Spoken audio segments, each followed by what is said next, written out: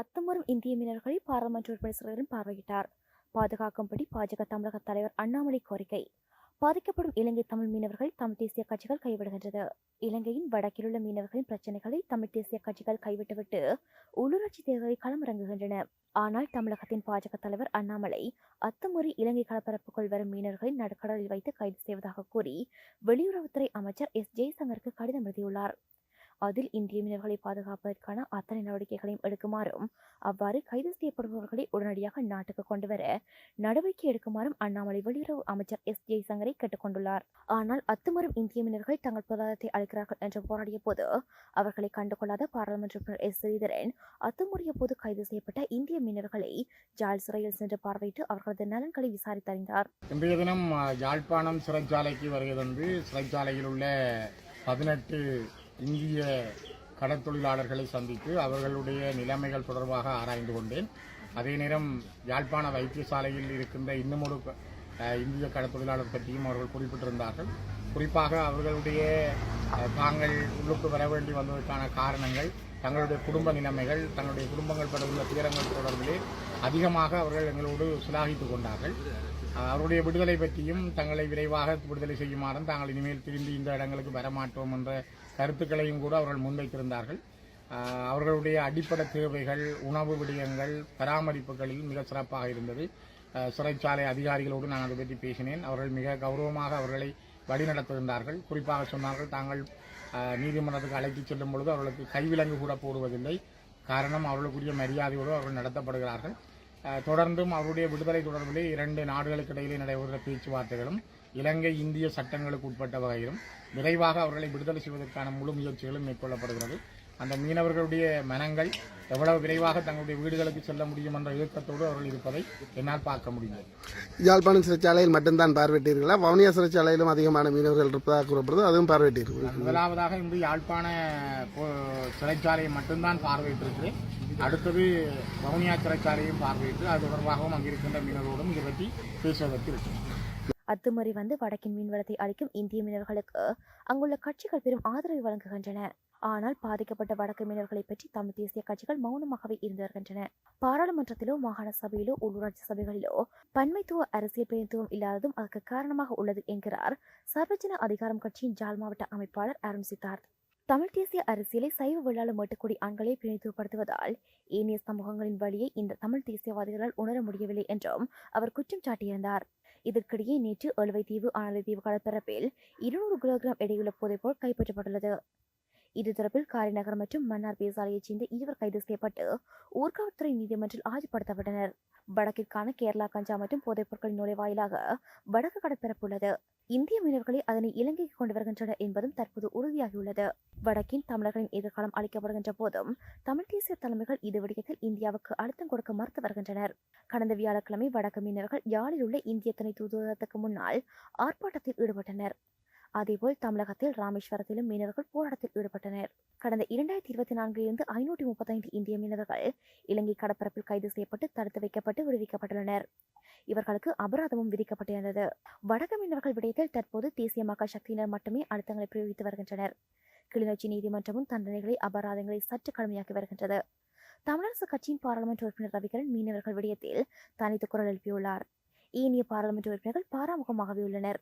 வடக்கு மீனவர்களின் பிரச்சனையில் தமிழ் பாராளுமன்ற உறுப்பினர்கள் கட்சி பேதம் இல்லாமல் இந்திய அரசுக்கு அழுத்தங்களை வழங்கி வடக்கு மீனவர்களின் பிரச்சனைகளுக்கு நிரந்தர தீர்வு காண வேண்டும்.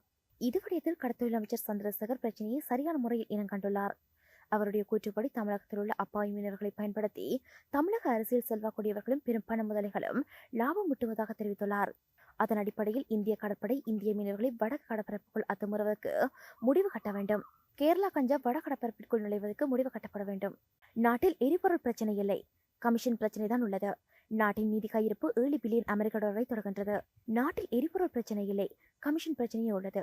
அதற்காகவே விநியோகஸ்தர்கள் காலிமுகத்தடலில் 3 நாட்களாக முற்றுகையிட்டுள்ளனர். தங்களுக்கு வர வேண்டிய கமிஷன் வழங்கப்படவில்லை என்று விநியோகஸ்தர்கள் கம்பியுள்ளனர். பெட்ரோலிய கூட்டுத்தாபனம் விநியோகஸ்தர்களுக்கு வழங்கிய கமிஷனை ரத்து செய்ததால் இவர்கள் அந்த கமிஷனை கோரி எரிபொருளுக்கான கோரிக்கையை வைக்காமல் நாட்டில் செயற்கையாக எரிபொருள் தட்டுப்பாட்டை ஏற்படுத்தி அரசாங்கத்தை பணிய வைக்க முயற்சிக்கின்றனர். ஆனால் அது சாத்தியமாகுமா அல்லது அரசாங்கம் ராணுவத்தை அனுப்பி விநியோகத்தை மேற்கொள்ளுமா என்பதை பொறுத்திருந்துதான் பார்க்க வேண்டும். இந்த விநியோகஸ்தர்கள் 1400 பேர் 37 பில்லியன் ரூபாவை சட்டவிரோதமாக பகிர்ந்து கொண்டதாக குற்றம் சாட்டியுள்ள தேசிய மக்கள் சக்தி அரசாங்கம் இவ்விநியோகஸ்தர்கள் தொடர்பாக விசாரணைகளை மேற்கொள்ளுமாறு புலனாய்வுத்துறையினருக்கு உத்தரவிட்டுள்ளது. லஞ்சம், ஊழல் மற்றும் விரியத்துக்கு எதிரான குடிமக்கள் சக்தி அமைப்பு விநியோகஸ்தர்கள் பொதுமக்களை துன்புறுத்தி சட்டவிரோதமாக கமிஷனை அறவிடுவதாக புகார் செய்துள்ளனர். இலங்கையில் தேசிய மக்கள் சக்தி அரசு இருக்கும் வரை எரிபொருள் பிரச்சினை ஏற்படுவதற்கு வழியில்லை என்றே பொருளாதார சுட்டிகள் தெரிவிக்கின்றன. சர்வதேச நாணய நிதியம், ஆசிய அபிவிருத்தி வங்கி, உலக வங்கி என்பன இலங்கையின் பொருளாதார சுட்டிகளில் திருப்தி அடைந்துள்ளன. தற்போது இலங்கையின் அந்நிய செலாவணி கையிருப்பு 6.4 பில்லியன் அமெரிக்க டாலராக உள்ளது. அது அடுத்த ஆண்டு 7 பில்லியன் அமெரிக்க டாலர்களாக உயரும் என எதிர்பார்க்கப்படுகின்றது. அதனால் தேசிய மக்கள் சக்தி அரசில் எரிபொருள் தட்டுப்பாட்டுக்கு வாய்ப்பே இல்லை என பொருளாதார ஆய்வாளர்கள் தெரிவிக்கின்றனர். புதுக்குடியிருப்பில் மட்டும் 27 கசிப்பு உற்பத்தி நிலையங்கள் முற்றுகை. முல்லைத்தீவு மாவட்டத்தில் புதுக்குடியிருப்பை ஆண்டிய பகுதிகளில் மட்டும் 27 ரகசிய கசிப்பு உற்பத்தி நிலையங்கள் போலீசாரால் முற்றுகையிடப்பட்டுள்ளது. மன்னக்கண்டல் முதல் வள்ளிப்புணம் வரை இந்த முற்றுகை இடம்பெற்றுள்ளது. சட்டவிரோதமாக கள்ளச்சாராயம் காய்ச்சிய நபர்கள் கைது செய்யப்பட்டுள்ளனர். பலர் தப்பிச் சென்றுவிட்டனர் என செய்திகள் தெரிவிக்கின்றன. ஊழல் ஒழிப்பு அணி வன்னியும் தொடர்ச்சியாக கசிப்பு, போதைப்பொருள், வாழ்வெட்டு மற்றும் ஆயுத கடத்தல் சம்பந்தமாக வெளிப்படுத்தி வருகின்றது. தர்மபுரம் பகுதியில் இடம்பெறும் சட்டவிரோத நடவடிக்கைகளின் பின்னணியில் கிளிநொச்சி நடப்பு பாராளுமன்ற உறுப்பினர் மீதும் குற்றம் சாட்டப்படுகின்றது. இந்த விடயம் பாராளுமன்றத்திலும் எதிரொலித்திருந்தது. முல்லைத்தீவில் அதித படையினர் பிரச்சனத்துக்கு மத்தியிலும் கசிப்பு வியாபாரம் கோலோச்சுவதாக தமிழரசு கட்சி வன்னி பாராளுமன்ற உறுப்பினர் துரைராசா ரவிகரன் பாராளுமன்றத்தில் ஆதங்கம் தெரிவித்துள்ளார். அவர் மேலும் பின்வருமாறு பாராளுமன்றத்தில் இந்த விடயம் தொடர்பில் தெரிவித்தார். குடிநீர் குழாயை திறக்கும் போது கசிப்பு வருவதாக மக்கள் சொல்லுகின்றார்கள். கசிப்பு செய்கையில் ஈடுபடும் சில இடங்களை தாங்களே காட்டுவதாக மக்கள் சொல்லுகின்றார்கள். ஒரு அம்மாவும் அவருடைய மகளும் எனது அலுவலகத்துக்கு வந்து அழுதார்கள். ஒரு காலத்தில் எமது இடத்தில் பெண்கள் இரவு நேரத்தில் கூட தனியாக செல்லக்கூடிய சுதந்திரம் முல்லைத்தீவில் இருந்தது. ஆனால் இப்போது அப்படி இல்லை.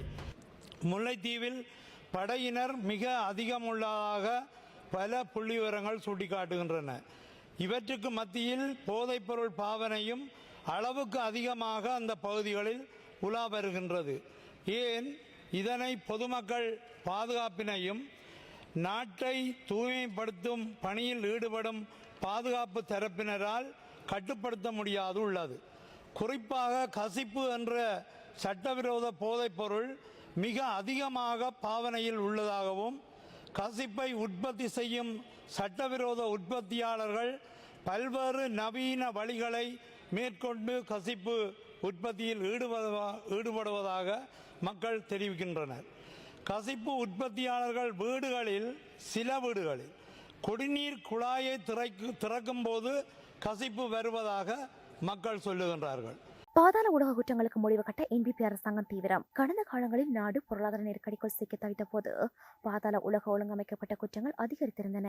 இந்த குழுக்களை துபாய், இந்தியா மற்றும் இத்தாலி போன்ற வெளிநாடுகளில் இருந்து இதன் தலைவர்கள் இயக்குகின்றனர். சமீபத்தில் நீதிமன்றத்தில் சுட்டுக் கொல்லப்பட்ட பாதாள உலகத்தைச் சேர்ந்த கனமுல்லை சஞ்சீவவை கொலை செய்யும் ஒப்பந்தம் துபாயில் இருந்தே மேற்கொள்ளப்பட்டிருந்தது.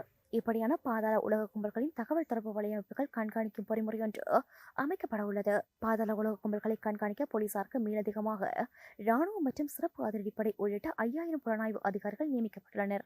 இவர்கள் பாதாள உலக குற்ற கும்பல்களின் அதிக நடமாட்டமுள்ள பகுதிகளை கண்காணித்து தினசரி சிறப்பு பகுப்பாய்வு அறிக்கை ஜனாதிபதி அனுரவுடன் கையளிப்பார்கள் என அரசாங்க செய்தி தொடர்பாளர் ஊடாக தெரியவந்துள்ளது.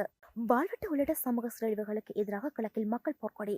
மட்டக்களப்பின் ஆரியம்பதி பகுதியில் தலைதூக்கியுள்ள வாழ்வெட்டு கலாச்சாரத்தை இல்லாமல் செய்ய வேண்டியும் கடந்த மாதம் இடம்பெற்ற வாழ்வெட்டு சம்பவத்துக்கான நிதியினை வழங்க கோரியும் அப்பகுதி பொதுமக்கள் மற்றும் இளைஞர்களின் ஏற்பாட்டில் கவனஈர்ப்பு ஆர்ப்பாட்டம் ஒன்று பிப்ரவரி 2ஆம் தேதி மண்முனைப்பற்று ஆரியம்பதி பிரதேச செயலகம் முன்பாக நடைபெற்றது. ஆரியம்பதி விளையாட்டுக் கழக உறுப்பினர்கள் மீது வாழ்வெட்டு சம்பவம் ஒன்று அண்மையில் இடம்பெற்றுள்ளது. இதற்கு கடுமையான தண்டனையை பிரதேச செயலாளர் பெற்றுத்தர வேண்டும் எனவும் போலீசார் சரியான முறையில் நீதி பெற்றுத்தரவில்லை எனவும் இனிவரும் காலங்களில் இவ்வாறான சம்பவங்கள் இடம்பெறக்கூடாது என வலியுறுத்தி இவ்வார்ப்பாட்டம் முன்னெடுக்கப்பட்டது. இந்த ஆர்ப்பாட்டத்தை மண்முனைப்பற்றுள்ள பொதுமக்கள், விளையாட்டுக் கழகங்களின் பிரதிநிதிகள் ஒன்றிணைந்து மேற்கொண்டிருந்தனர். அப்போது வாழ்வெட்டு சம்பவத்துடன் தொடர்புடையவர்களுக்கு சட்ட நடவடிக்கை எடுக்குமாறு ஜனாதிபதி அனுரகுமாரவுக்கு என மகஜர் ஒன்றும் மண்முனைப்பற்று பிரதேச செயலாளரிடம் கையளிக்கப்பட்டது. அண்மையில் கிழக்கின் பல பகுதிகளிலும் பெருகி வரும் மதுபான கடைகளை எதிர்த்தும் மக்களால் ஆர்ப்பாட்டங்கள் மேற்கொள்ளப்பட்டிருந்ததும் குறிப்பிடத்தக்கது. கொழும்பு உள்ளூராட்சி சபையில் தமிழ் பிரதிநிதித்துவத்தை அதிகரிக்க வேண்டும். கொழும்பு தமிழர்களின் நீண்டகால கோரிக்கையான தமிழ் பிரதிநிதித்துவத்தை அதிகரிக்க வேண்டும் என்பது தொடர்பில் சுமந்திரனிடம் சிறப்பு செயல் திட்டம் உள்ளதாக இலங்கை தமிழரசு கட்சியின் கொழும்பு கிளை தலைவர் சி. ரத்னவடிவேல் தெரிவித்தார். வருகிற உள்ளூராட்சி தேர்தலில் வேட்பாளர்களை தெரிவு செய்யும் பொருட்டு கட்சியின் செயல்பாட்டாளர்களிடமிருந்து விண்ணப்பங்கள் கோரப்படுவதாக தமிழரசு கட்சி அறிவித்துள்ளது. இந்த விடயம் குறித்து எம் ஏ சுமந்திரன் ஊடகங்களுக்கு தெரிவித்த போது, தற்போது நாட்டில் தோற்றம் பெற்றிருக்கும் அரசியல் கலாச்சாரத்துக்கு ஈடுகொடுக்கும் விதமாகவும் கொழும்பு வாழ் தமிழ் மக்களால் நீண்ட காலமாக முன்வைக்கப்பட்டு வரும் கோரிக்கைக்கு செயல் வடிவம் கொடுக்கும் வகையிலும் கட்சியினால் தீர்மானம் மேற்கொள்ளப்பட்டிருப்பதாக தெரிவித்துள்ளார்.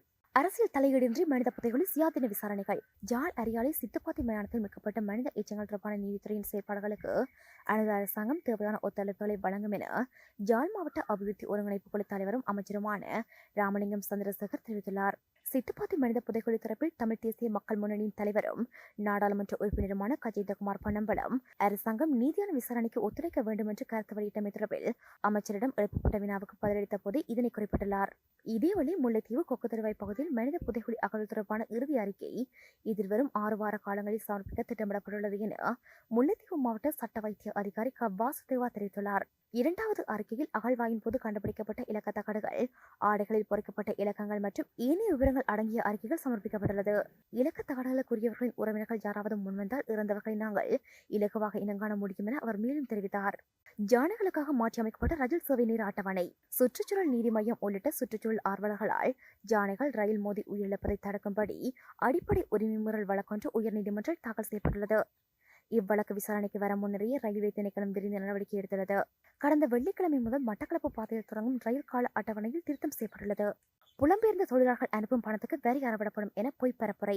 வெளிநாடுகளில் தொழில் செய்யும் இலங்கை தொழிலாளர்களால் பணம் அனுப்புவதற்கு வரி விதிக்க அரசாங்கம் முடிவு செய்துள்ளதாக கூறி செய்தித்தாள்களில் தவறான தகவல்கள் பரவி வருவதாக பொருளாதார அபிவிருத்தி அமைச்சர் அனில் ஜெயந்த பெர்னாண்டோ நாடாளுமன்றத்தில் தெரிவித்தார். கணினி தொழில்நுட்பத்தின் ஊடாக இலங்கையில் இருந்து கொண்டு சர்வதேச நாடுகளுக்கு தங்களது சேவையை ஏற்றுமதி செய்பவர்களுக்கு ஏனைய தொழிலாளர்களைப் போன்று 15% வரையான வருமான வரி அறவிடப்படும் என்ற அறிவிப்பை சில ஊடகங்கள் வெளிநாட்டில் பணியாற்றும் தொழிலாளர்கள் அனுப்பும் பணத்திற்கும் வரி அறவிடப்படும் என பொய் பரப்புரையை மேற்கொண்டுள்ளனர். 2025 வரவு செலவு திட்டத்தின் கீழ் இலங்கை புலம்பெயர்ந்த தொழிலாளர்களின் பணம் அனுப்புவதற்கு 15% வரி விதிக்கப்படும் என்று ஞாயிற்றுக்கிழமை வெளியான செய்தித்தாள் தெரிவித்துள்ளது.